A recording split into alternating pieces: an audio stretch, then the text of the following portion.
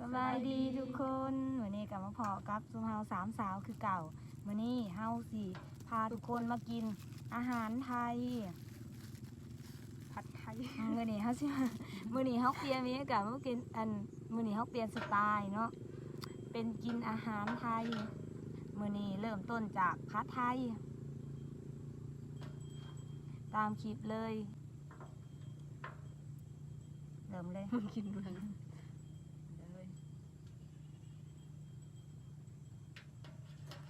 จาน อันนี้แม่นสาวหญิงเป็นเฮ็ดเอง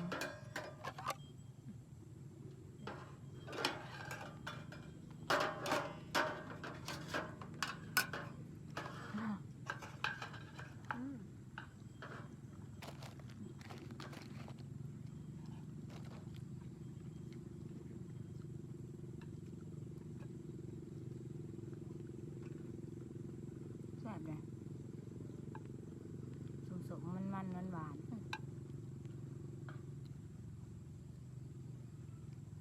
ไม่ค่อยกินผัดไทยจะเผื่อ คำแรกเลยหมูเห็ดนี่กินก็เป็นลูกครึ่ง เรายังว่าเป็นลูกครึ่ง จังนั้นก็จะมีน้ำในครึ่งยัง ครึ่งเนี้ยครึ่งไทยครึ่งลาว พอเป็นแข้งยังว่าแม่เป็นเด็กเสิร์ฟกรีดหมู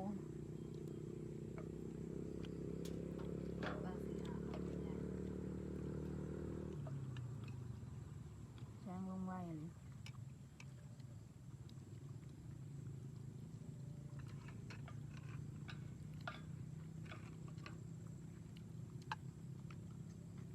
แซ่บเหมาะ จนอยากเย็นละ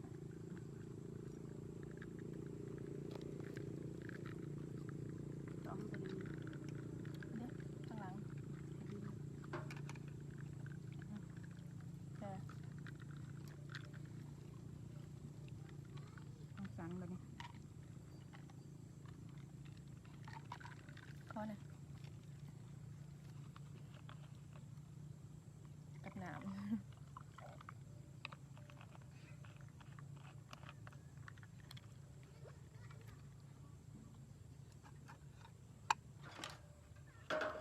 หมดกลับมาเลย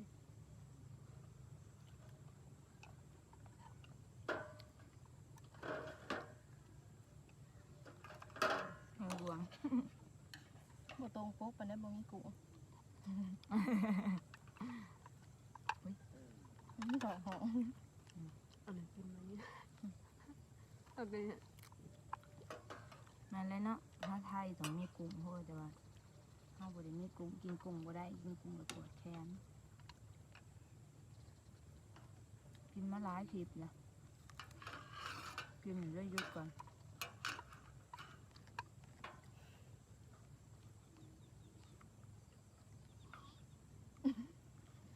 เขาเผ็ดยัง เดี๋ยวมากลับมาแหละ ยังไง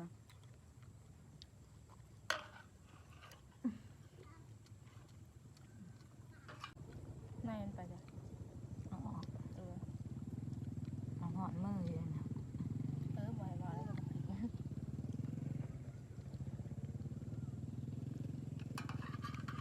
หนักมันทำจะหมดแล้ว มั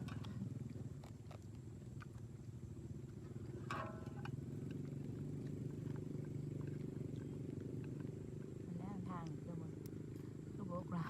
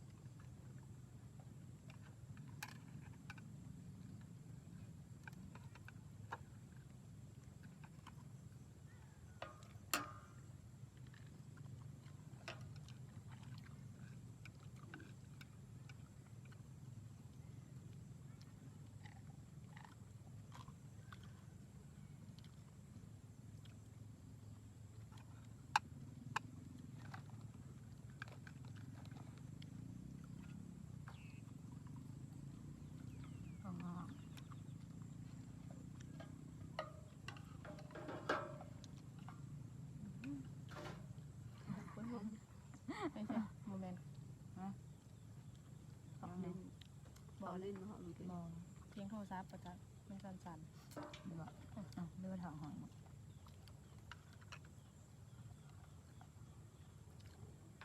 แมนอาลีเป็นแห้งคล้ายหนาม ๆอันนี้เดือนหนึ่งแล้วจะเปิดคลิป ขึ้นมากินเขา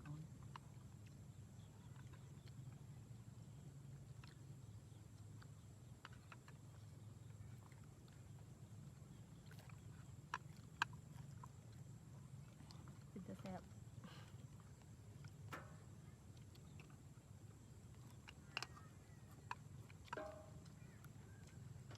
ทางนี้บบกเลย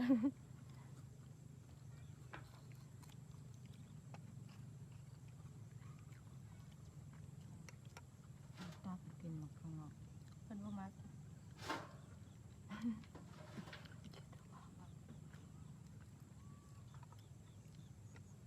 คำใหญ่ใหญ่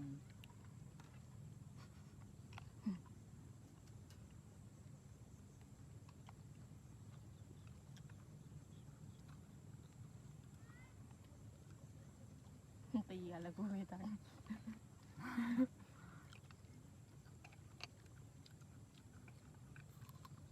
มันก็คือหมอ ลูกซอสยังไง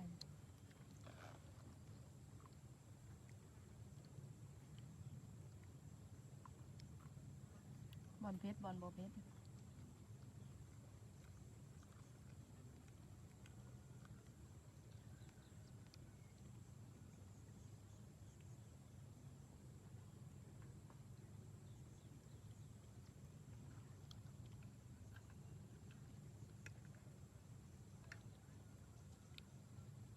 เหลืออยู่อ่ะ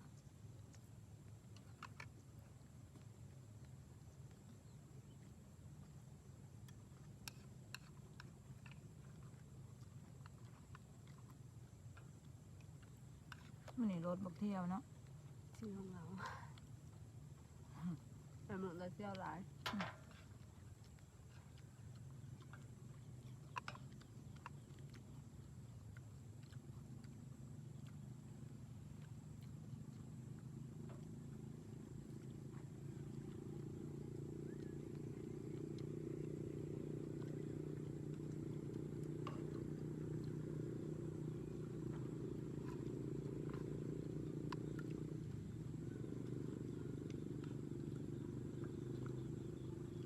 รักที่นี่แถวจะเปิดหรือเปล่า ยัง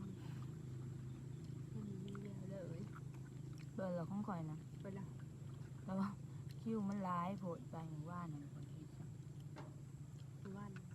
เป็นวันที่18กับเอง เขาจ่ออันนี้รัดแถวมามันเลยโดน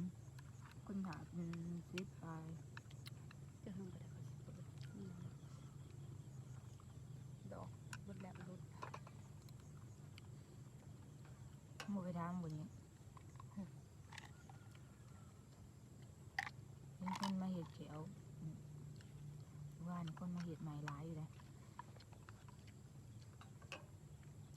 มันบ่พอ เหลือแต่ครึ่งเดียว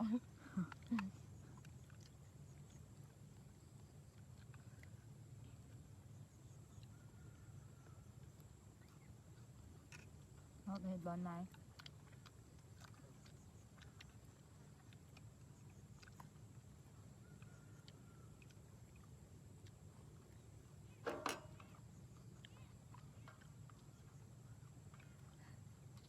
เนี่ย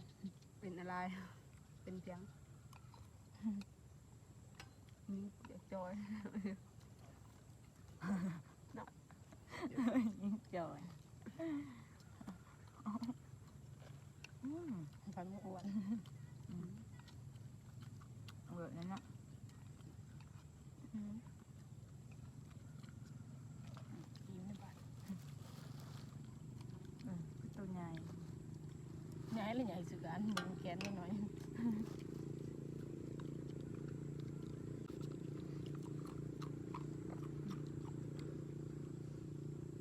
เงียงเสืองยางย้ำจุก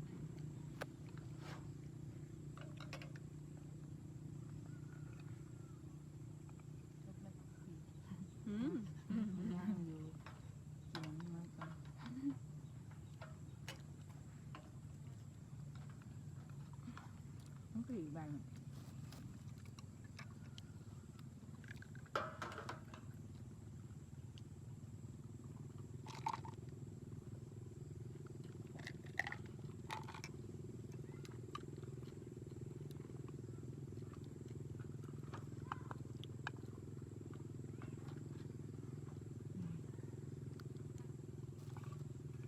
ทำยังไง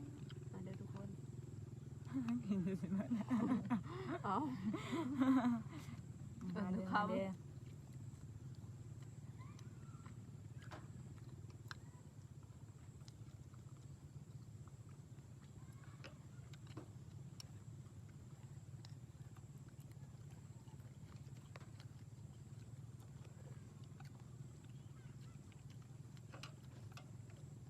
เลยลงให้ทุกคนเบิ่งเพื่อหนาก่อน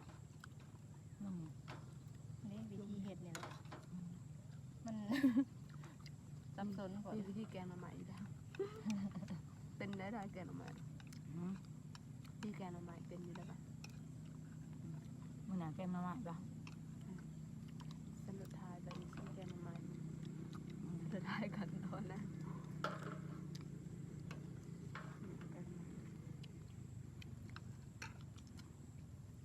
ใส่ถุง ขอน้ำนะ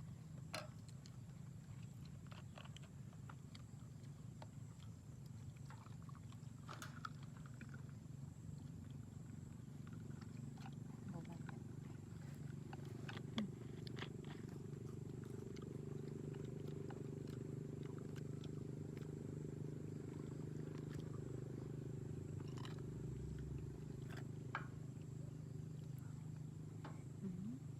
จุดขึ้นไป อย่างเงี้ยเลิก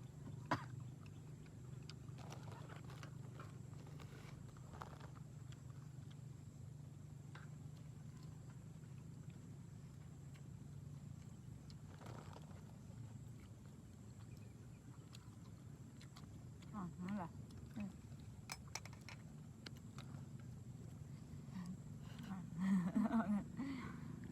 มื้อนี้คลิปเฮาก็จบเท่านี้เนาะฝากทุกคนกดไลค์กดแชร์กด Subscribe แล้วก็กดกระดิ่งเพื่อแจ้งเตือนคลิปหน้าของพวกเฮาในเด้อพอกันคลิปหน้าบ๊ายบาย